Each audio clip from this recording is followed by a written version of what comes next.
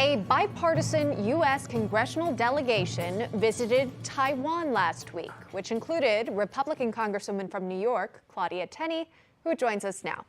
Congresswoman, welcome. Thanks for coming on. Tell us a little bit about the trip. What did it accomplish? Yeah, it was a fascinating trip, obviously. I've been to Taiwan before in 2018, but the tensions weren't as high then. And that's because we've seen a lot of aggression from China. The United States, under Joe Biden, is projecting weakness, which is provocative to our enemies like China. And so the Taiwanese feel even more threatened by China's potential invasion, maybe emboldened by what they're seeing, the reaction in Ukraine, the mishandling and the botched withdrawal from Afghanistan coming from the administration, and the confusion on the president's policy toward Taiwan. Are we going to be a one China policy? Are we going to have strategic ambiguity or strategic clarity? When we met with the Taiwanese government and President Tsai and her team, they were looking for support and help from America as allies, and that's something that we pledged to do. They were also looking for a free trade agreement, something that we thought would be a great idea.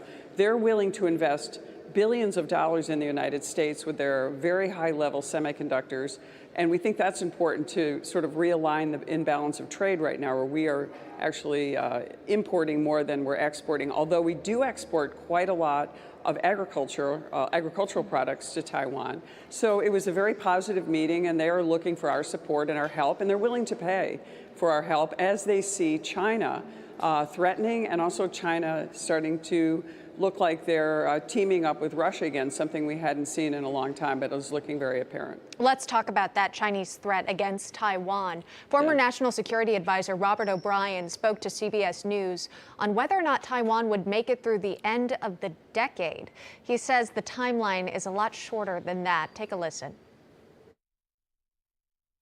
I think that window is compressed. I think we're in a very dangerous time period now after the Party Congress, which I think concludes the first or second week of October, when Xi gets his third five-year term, which essentially makes him dictator for life, and the end of the Biden administration. I think we've got a very narrow two-year window when the Chinese are going to attempt to forcibly coerce Taiwan into rejoining the mainland. Now, listening to that assessment, Congresswoman, is there something that Congress can do ahead of time to prevent that from happening?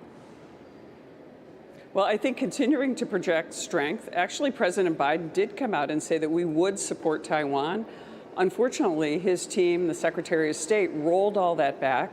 And I think his instincts were right. We do need to support Taiwan. We need to be strong and project strength, not recoil and recede from China's advances and threats. You know, this is a country that said that they would shoot down the Speaker of the House's plane if she tried to fly into Taiwan.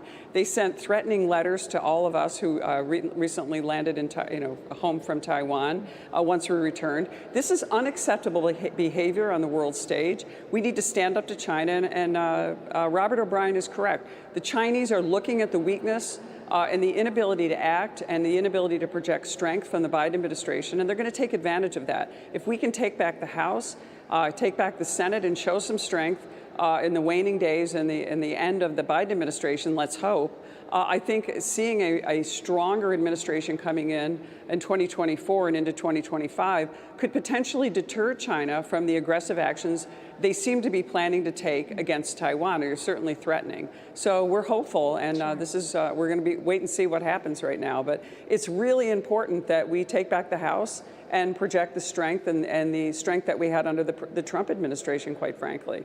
It was a bipartisan delegation, so perhaps you'd be able to get a few Democrats on board with any Republican efforts, depending on what happens in November. Congresswoman Claudia Tenney joining us this morning. Thank you, Congresswoman. Appreciate your time today. Thank you. Hey guys, it's Rob Carson. September is historically the worst performing month for the stock market, so you better be ready for it. The Fed continues to aggressively raise rates, and JP Morgan is forecasting another mega rate hike September the 21st. Is that why Jamie Dimon said an economic hurricane is coming our way? Well, gold and silver have remained remarkably stable despite the Fed aggressively raising rates today.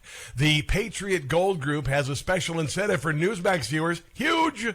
Now precious metals investors can enjoy enjoy the no fee for life gold and silver IRA on qualifying rollovers, or enjoy free discrete insured shipping on all direct gold and silver purchases. Here's the number, 800-356-4470. Call 800-356-4470 today.